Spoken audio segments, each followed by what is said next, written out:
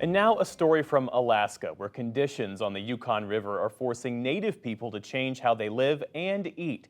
The river has faced major salmon shortages in recent years, and that's blamed on warming waters. Olivia Eberts of Alaska Public Media has this report. In Imanak, near the mouth of the Yukon River, Yupik elder James Kameroff is bringing home a box of frozen donated chum salmon.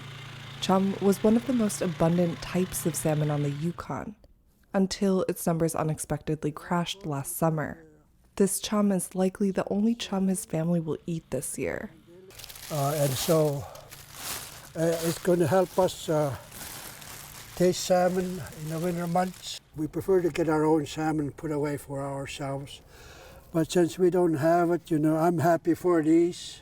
Normally in summer, Yupik families like Kameroff's catch, smoke, and put away hundreds of these fish for the winter, in a process known as subsistence fishing. But now, that's not allowed due to the collapse. State scientists have attributed the salmon crash to marine heat waves caused by climate change. Now, most lower river residents will only get 1 or 2 state-donated salmon the whole summer. And no donation can replace the loss of a way of life. More than 15,000 Alaska Native and First Nations people are experiencing this loss, from the Yukon River's mouth to its headwaters in British Columbia. Culture-wise, it's not going to be the same anymore because all the work I used to do in subsistence, helping my parents, my kids or my grandchildren are not able to do that now.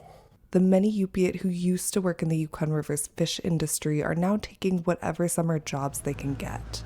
Captain Darren Jennings and First Mate Justin Kameroff used to work as drivers for a fish processor, hauling fresh catches downriver to the plant.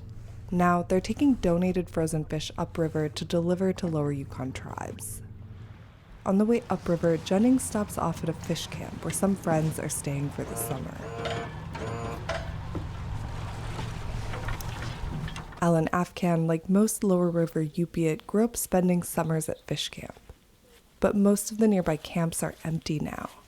His neighbors would rather stay in the village now that there are no chums and kings to process. This rack would be full, from front to back, and would get all our subsistence done in no time. This year, they can only use a handful of their nets, the smaller ones geared towards whitefish and a species of salmon called humpies. Neither species is as nutritious or tasty as chum and chinook. Afghan spends time that would otherwise be used for fishing, repairing his nets. He has barely seen chum and chinook this summer. Last summer, the annual upriver migration of chum salmon dropped to 1/10 of its average size.